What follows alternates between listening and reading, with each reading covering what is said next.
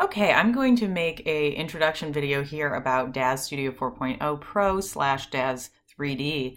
Um, the terminology is important here, but first let's just start with some of the basic interface. So you're gonna see a lot of these things everywhere, and what they refer to them at, they're referring to them as panes. And then these are your quick selection menu options here, where you can quickly do quick renders. You can this bone icon, and we'll go over here in the scene tab, refers to the different, you can directly select different parts of the figure to morph it or shape it or pose it. These are all the terms, and we'll keep going through those later. You can adjust lights or cameras here. And then up here, you can pretty much do everything you can do in these scene tabs from up here in the create, render, and then tools sections. So we've got panes, and then we've got our direct kind of selection tools, and then we have our viewport, which is this right here. And our viewport, we can change the interface in general in this viewport, or in the whole DAZ 3D here. We can change the interface so we can make it more simple, or we can make it more complex. Now, just because I actually do like it a little more complex, because there are so many tabs you end up using. You have your, change this color. You have your scene tab, which is a very important tab that needs to be open all the time. And then you have your parameters tab right here. It's a little covered by this menu bar. You're going to be using posing, shaping.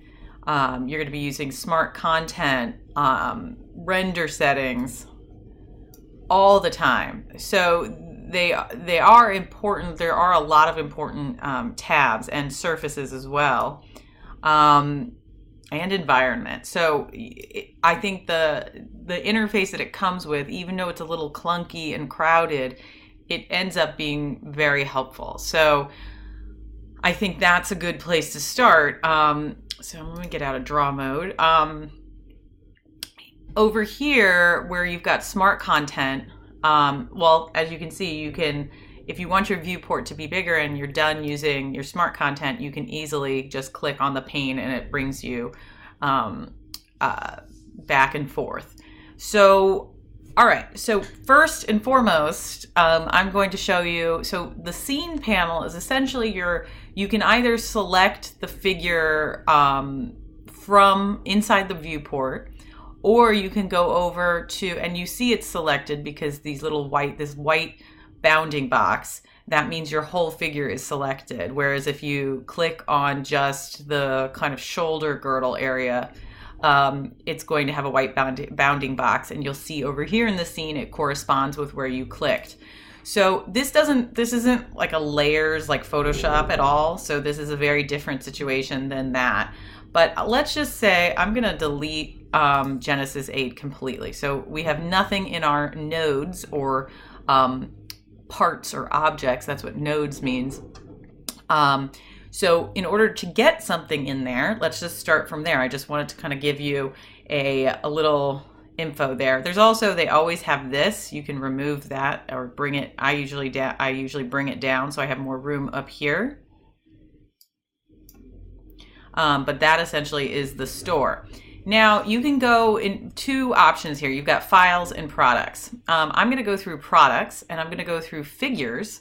Again, figures refer, is the catch-all, where they're going to have all of these, what they refer to as actors or characters. And this is all content they've created. And Genesis is kind of their big product that they've had now 8 iterations of. And Genesis is, it's a very well-developed figure that you can really play around with, pose and morph, which means shape or change the size of. But I'm going to just click on the Genesis 8 package or bundle. They refer to them as bundles. And then I'm going to click on the Genesis 8 basic female. And so you can see it says it's reading asset. And then it just brings her right up onto my viewport. And so I've got her, but I want to put just a little bit of a wardrobe on her.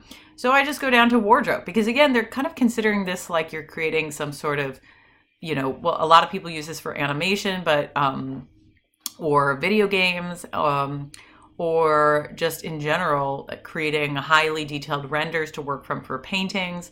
So, which is what we're going to be working with it for. So I don't have a lot of options because, I haven't bought a lot of things. I'm using the defaults because I want to show you those things, but you can really, if you want to get some really specific types of wardrobe, you can do that without having to build them yourselves. And that's what's cool about this program. If you have this very specific idea for a figure painting with very specific wardrobe, chances are they've got it. They also have tons of environments you can purchase, and you can change the lighting and different things, or you can alter it when you get back into Photoshop. So I've just clicked, all I've done is click on this, double clicked. You can also drag it over there. And as you can see, and I'm gonna go over to materials. Now materials affects what kind of skin type she has, or eye color. And you can also change the material of the sports bra. Now you have to be, let's see, let's carry it down. So let's go over to you have to be clicked on, like for example, when I put the sports bra and shorts, I have to be clicked on or select the Genesis 8 female for that to go on her. So with the sports bra, if I want to change the material, I have to be on the sports bra. If I want to change the material of the shorts, have to be on the shorts. So we'll just keep that there. You can also, it comes with a couple basic hair. I wonder if I can put the male hair on the female. Nope. Oh wait, well, oh yes, I can. Nice. I like that. Then it comes with these prefab. Oh, that's funny. It comes with prefab animation. So I'll click back on Genesis. You can see, it's funny that her hair is not going with her. It comes with that, and that's kind of fun to just see. It comes with poses. So let's turn off this hair. Let's turn that off for now. So you can just, it's just very similar to Photoshop layers, although these are not layers. These are just, it's just information and subcategories of subnodes of what you have in your viewport. But you can turn the eyeball on or off, or you can right click and delete if you want. So these poses, you have all sorts of poses that you can play with. Oops. And again, I need to have her clicked in order to explore with the poses. So you can really see there's lots of options here for these different poses. Now you can make your own poses, but the great thing about these is they're very much in line with, they're anatomically correct is what I'm trying to say. So let's just keep this pose for a second. You can also, there's presets, all these presets of render settings, of lighting settings. You can change the eyelashes. Like I said, you can play around with the hair. So those are your basics. This is kind of your starter kit for Genesis. So this is all within the Genesis Starter Essentials. So if I go back, I can see some other options and different lighting, but it has to go, whatever you click on for Genesis, it has to be part of a Genesis, because right now this is filtered by context, which means that because I have Genesis selected, it's going to only give me things that could apply to her. If I turn that off, then you see there's a lot more options, and I could click on other things. So they also refer to objects as props because, again, it's like using this language of film or animation.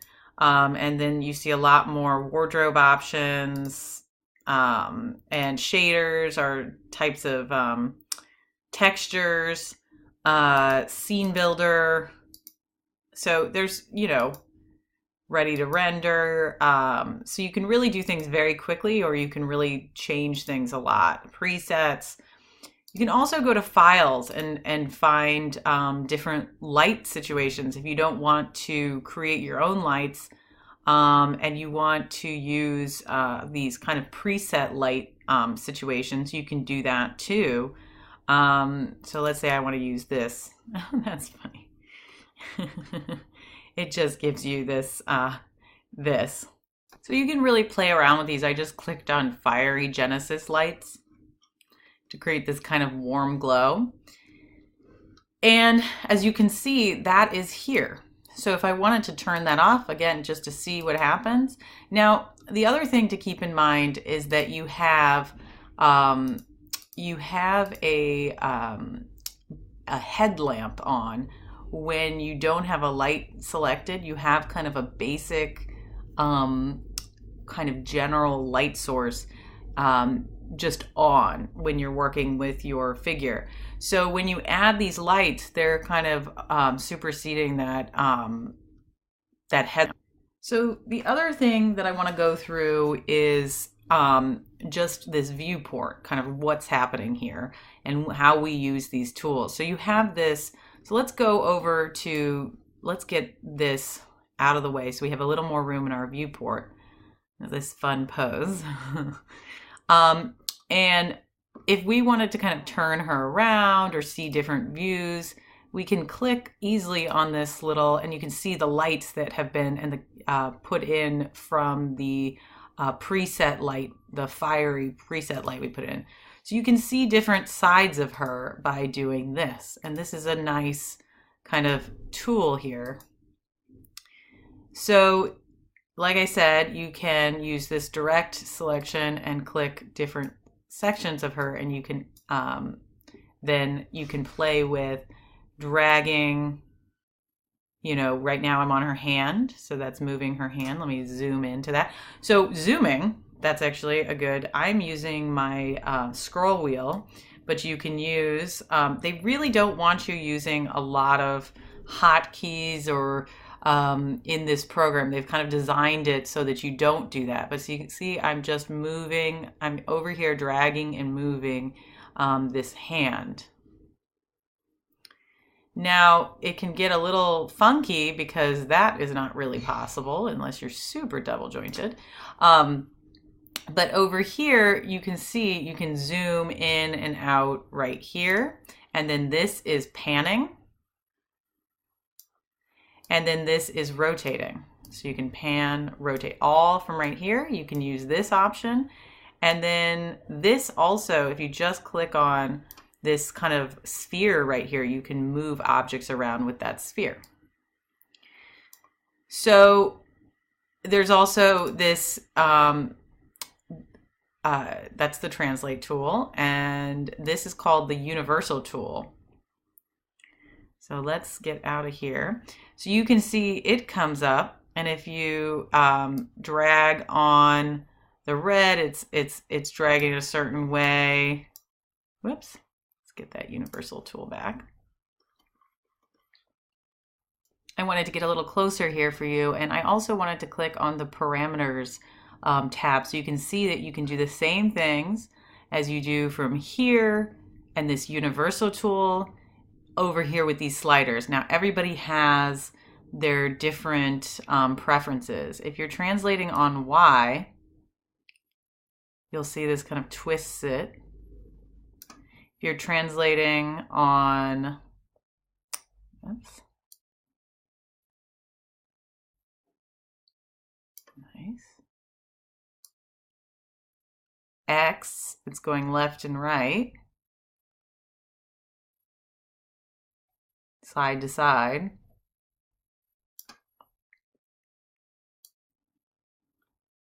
And then Z, kind of bending it. So you can really play around with that here. And then you can just kind of manually do all of the things and see what you like. And this is what's a little confusing about this program. So Z is blue, and let's see, X is yellow, or sorry, is red, and Y is green. So that's a little confusing because they're different in different 3D programs. But what is the same here is that this is called a gizmo. A gizmo, you know, your translation tools are referred to when they're in this kind of format as a gizmo. So that's something to keep in mind. Now, one other thing to keep in mind is you can always go back and you can restore your figure. So you can click you can click here on this little menu and you can go restore figure pose. So that goes to the original pose. So that's a nice thing to know if you're just kind of getting started playing with this. And again, you can click directly on your scene to select a certain spot of the figure that you want to manipulate.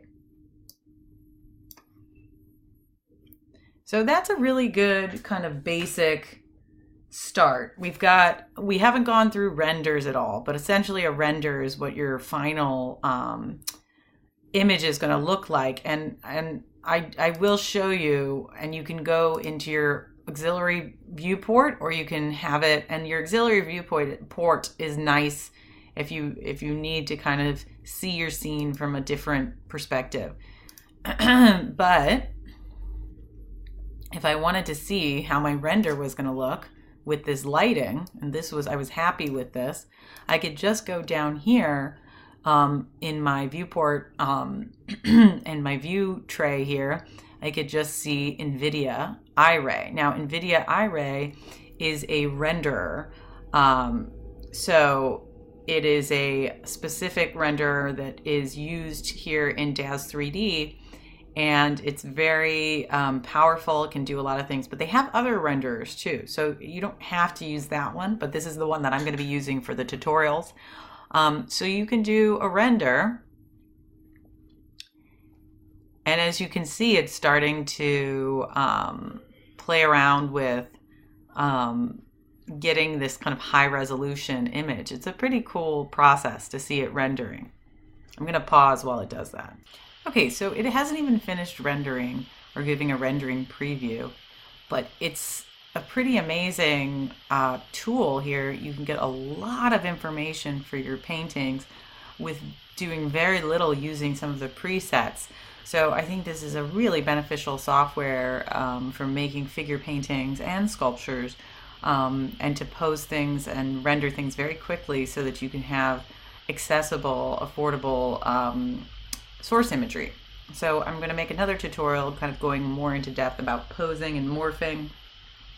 But so far today in this tutorial, we have learned about the interface. We've learned about what panes are, nodes are, presets. The one thing I didn't go over was an asset, which is essentially just a finished digital file of some sort or piece of artwork. And we've gone through the different view modes. We've gone through the universal tool, the distant light, the spotlight, the pin light, the cameras, and we'll go through creating primitives in the next tutorial about that and about parenting. And we've gone over materials, wardrobe, a lot of things. So I hope this helps, and I look forward to seeing what you guys do with this.